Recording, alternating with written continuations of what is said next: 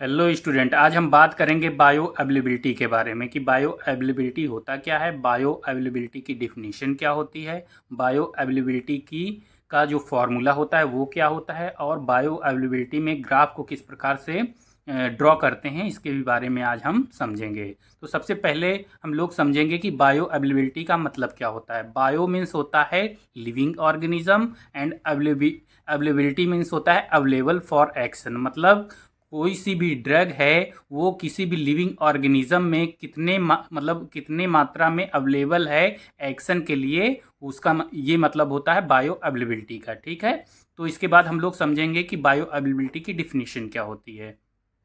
Definition में bioavailability is defined as the rate and extent of absorption of drug from it dosage form.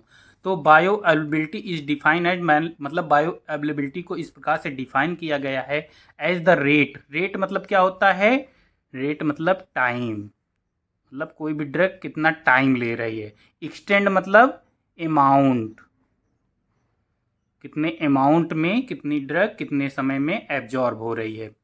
Of absorption of drug from its doses form, इसका मतलब यही है कि कोई भी drug कितने टाइम में कितना अमाउंट में एब्जॉर्ब हो रही है किसी भी लिविंग ऑर्गेनिज्म में, उसको हम लोग क्या बोलेंगे, बायो अवेलेबिलिटी बोलेंगे। और वो किस फॉर्म में मतलब एब्जॉर्ब हो रही है, इट्स डोजेज फॉर्म, मतलब वो किस फॉर्म में किस डोजेज फॉर्म में एब्जॉर्ब हो रही है, इसको भी हम लोग बायो अवेलेबिलिटी कहेंगे। ठीक है, इसके बाद डोजेस फॉर्म, मतलब डोजेस फॉर्म कितने टाइप के हो सकते हैं, solid doses form, liquid dosage form और गैसियस डोजेस फॉर्म। जो सॉलिड डोजेस फॉर्म होंगे तो उसकी बायो अवेलेबिलिटी कभी भी 100% नहीं होगी, क्योंकि वो क्या करेगा, सिस्टम मतलब हमारे स्टमक में जा करके फिर वो इंटेस्टाइन के एपिथेलियल लाइनिंग से वो एब्जॉर्ब होता है, जिसकी वजह से वो 100% उसकी बायो अवेलेबिलिटी नहीं हो पाती है।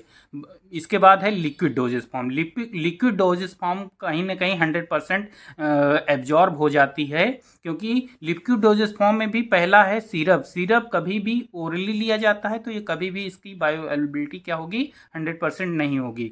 Bio availability liquid dosage form की केवल जो इंजेक्शन होते हैं, आईवी इंजेक्शन होते हैं, उन्हीं की 100% होती है, क्योंकि वो डायरेक्ट क्या करते हैं, सिस्टमिक सर्कुलेशन में जाते हैं, और तब इस वजह से उनकी बायो अवेलेबिलिटी 100% होती है।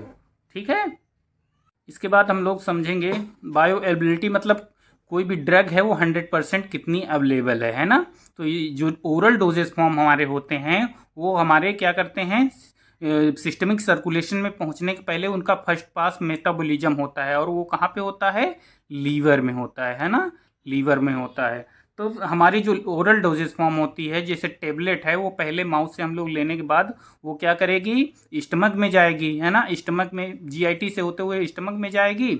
स्टमक में जा करके उसका पहले क्या होगा, डिसइंटीग्रेट होगी। डिसइंटीग्रेट मतलब कोई भी टैबलेट है वो फिर छोटे छोटे टुकड़ों में क्या करेगी, टूटेगी, और डिसइंटीग्रेट होने के पास उसका बाद उसका डिसोल्यूशन होगा, मतलब वो ड्रग और भी ज़्यादा किसी भी लिक्विड में घुल जाएगी, फिर वो आगे बढ़ते हुए कहाँ पे पहुँचेगी। मैक्सिमम ड्रग कहाँ पे एब्जॉर्ब होती है, इंटेस्टाइन की इपिथेलियल लाइनिंग जो होती है, इपिथेलियल परत जो होती है वहाँ पे एब्जॉर्ब होती है ना। तो वो ड्रग आएगी हमारी स्मॉल इंटेस्टाइन की इपिथेलियल लाइनिंग से, फिर वो एब्जॉर्ब होएगी, है ना। तो जिसकी वजह से उसकी जो बायो अवेलेबिलिटी होती है वो 100% नहीं होती, क्योंकि जितनी भी मान लीजिए 500 मिलीग्राम का हमने पैरासीटामॉल खाया तो कभी भी वो 500 मिलीग्राम पूरा एब्जॉर्ब नहीं होगा। ठीक है, हमारे सिस्टमिक सर्कुलेशन में कभी भी नहीं पहुंचेगा। ठीक है, बल्कि इसके अलावा हम जब कोई भी ड्रग को पेरेंटली देते हैं, जैसे कि आईवी इंजेक्शन वगैरह देते हैं, तो उसकी बायो अवेलेबिलिटी 100% होती है, क्योंकि वो जो फर्स्ट पास होता है हमारे लीवर में उसको नहीं जाना होता है, वो डायरेक्ट हमारे सिस्टमिक सर्कुलेशन में पहुंचती है, जिसकी वजह से उसकी बायो अवेलेबिलिटी 100% होती है। ठीक है स्टूडेंट, अब हम बात करेंगे बायो अवेलेबिलिटी के ग्राफ के बारे में। ठीक है। तो सबसे पहले हम लोग वेंट्रिकली एक लाइन खींच लेते हैं और इसके बाद हम लोग एक हॉरिजेंटली लाइन खींच लेते हैं जिसको एक्स मानते हैं और वेंट्रिकल वाले को वाई मानते हैं, ठीक है। और जो लाइन हमारी वेंट्रिकली गई है उसको हम लोग ड्रग कंसंट्रेशन इन प्लाज्मा के मतलब ड्रग का जो कंसंट्रेशन है प्लाज्मा में उससे डिनोट करेंगे, और जो हमारी हॉरिजेंटली लाइन गई है जिसको हम एक्स मानते हैं वो हमारी टाइम को डिनोट करेगी, ठीक है। और इसके बाद हमने एक लाइन खींची है जो कि डिनोट करेगी MEC मतलब मिनिमम इफेक्टिव कंसंट्रेशन को। इसके बाद हमने एक और लाइन ड्रॉ की है जो कि मैक्सिमम सेफ कंसंट्रेशन को डिनोट करेगी, ठीक है। स्टूडेंट MEC का मतलब क्या होता है? मिनिमम इफेक्टिव कंसंट्रेशन, मतलब ड्रग का वो कम से कम कंसंट्रेशन जो कि मिनिमम इफेक्ट शो करने के लिए ज़रूरी होता है वो MEC होता है, मतलब मिनिमम इफेक्टिव कंसंट्रेशन होता है, ठीक है। और इसके बाद है MSC मतलब मैक्सिमम सेफ कंसंट्रेशन, है ना। ड्रग का वो मैक्सिमम कंसंट्रेशन, ड्रग का ज़्यादा से ज़्यादा वो कंसंट्रेशन जो कि सेफ है वो क्या कहलाता है? मैक्सिमम सेफ कंसंट्रेशन कहलाता है, ठीक है स्टूडेंट। इसके बाद हमने पहला ग्राफ जो ड्रॉ किया है वो नीले कलर से ड्रॉ किया है, वो हमारे MEC मतलब मिनिमम इफेक्टिव कंसंट्रेशन की लाइन के पास से होता हुआ वापस नीचे आ जाता है, ठीक है। और इसके बाद हमने जो अगला ग्राफ ड्रॉ किया है वो हमारे MEC मतलब मिनिमम इफेक्टिव कंसंट्रेशन को क्रॉस करता हुआ और मैक्सिमम सेफ कंसंट्रेशन के नीचे से ही मतलब पास से ही वापस आ जाता है, ठीक है।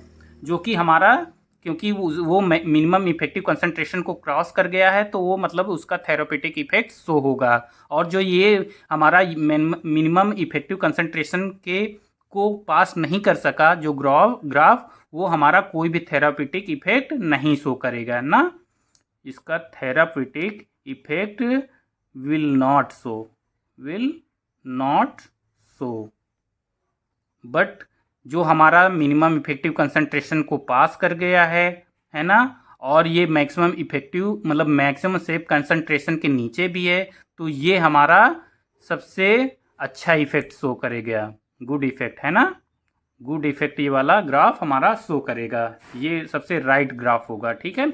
इसके बाद हमने एक रेड कलर से भी ग्राफ ड्रॉ किया है, रेड कलर से भी हमने एक कर्व मतलब बनाया है जो कि हमारा मैक्सिमम सेफ कंसंट्रेशन को पास कर गया है, मतलब हमने एक ऐसी डोज दी है जो कि हमारे मैक्सिमम सेफ कंसंट्रेशन को पास कर गई है। इसका मतलब वो क्या करेगी? वो साइड इफेक्ट देगी, एडवर्स इफेक्ट जिससे मिलेगा और टॉक्सिक इफेक्ट देगा, मतलब ड्रग की वो कंसंट्रेशन जो कि मैक्सिमम सेफ कंसंट्रेशन को पास कर गई है, जिसकी वजह से हमारे बॉडी में किस किस तरह के रिस्पॉन्सेज आ सकते हैं। ड्रग का साइड इफेक्ट आ सकता है, एडवर्स इफेक्ट आ सकता है और टॉक्सिक इफेक्ट आ सकता है, और ये थेरापेटिक इफेक्ट भी अच्छा नहीं शो करेगी क्योंकि ये मैक्सिमम सेफ कंसंट्रेशन को पास कर गई है। तो सबसे हमारा जो अच्छा ग्राफ होगा, सबसे अच्छी अमाउंट ऑफ ड्रग होगी, जो डोज होगी वो ये वाली होगी, ठीक है।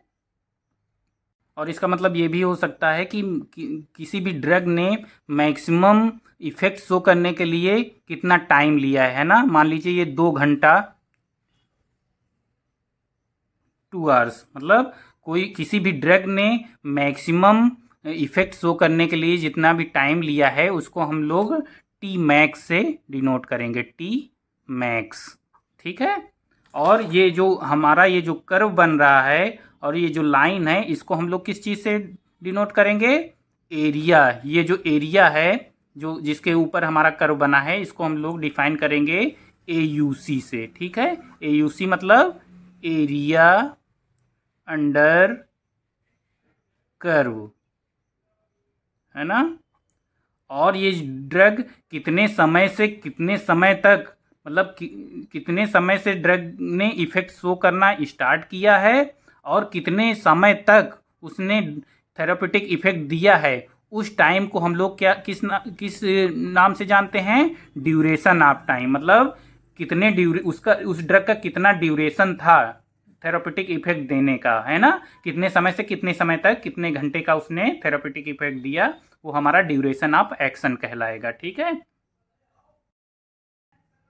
और स्टूडेंट हम लोग इसी प्रकार से AUC ओरल और AUC IV को हम लोग ग्राफ बना करके जो कर्व है उसका कर्व देख करके AUC को हम लोग पता लगा सकते हैं कि कोई भी ड्रग को हमने ओरली दिया तो उसका ग्राफ कितना बना, उसका ड्यूरेशन ऑफ एक्शन टाइम कितना था, है ना। तो एरिया अंडर कर्व के हिसाब से हम लोग ओरल डोज का समझ लेंगे और IV डोज का समझ लेंगे। ठीक है, किसी भी IV डोज की ही बायो अवेलेबिलिटी 100% होगी और ओरल डोज की बायो अवेलेबिलिटी कभी भी 100% नहीं होगी, क्योंकि हम जब भी टेबलेट लेंगे तो वो पहले डिसइंटीग्रेट होगा, उसका डिजोल्यूशन होगा, लेकिन वो हमारा जो स्टमक में क्या होता है, एसिडिक pH होता है ना। तो वो हो सकता है कि हमारे ड्रग को क्या कर दे, थोड़ा सा डिग्रेडेट कर दे, है ना, थोड़ी ड्रग को खराब कर दे। उसके बाद जब हमारी ड्रग ही 100% यहाँ तक नहीं पहुँचेगी तो एब्जॉर्प्शन कहाँ से उसका 100% हो जाएगा, है ना।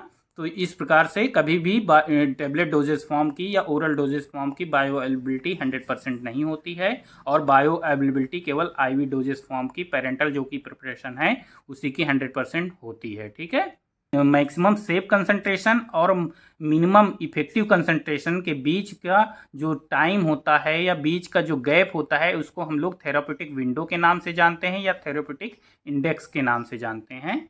इसको भी आप लोग समझ लीजिए। ठीक है, तो इस प्रकार से आप लोगों ने बायो अवेलेबिलिटी को समझ लिया होगा। और स्टूडेंट अगर कोई भी टॉपिक का मतलब कोई भी चीज़ अगर बायो अवेलेबिलिटी में ना समझ में आई हो तो आप लोग ज़रूर हमें बताइए। स्टूडेंट अगर आपको ये वीडियो पसंद आया हो तो आप लोग लाइक, सब्सक्राइब एंड शेयर कर दीजिए, और भी कोई टॉपिक समझना हो तो आप लोग कमेंट बॉक्स में कमेंट कर दीजिए, मैं आपको वीडियो अवेलेबल करवा दूंगा। ठीक है।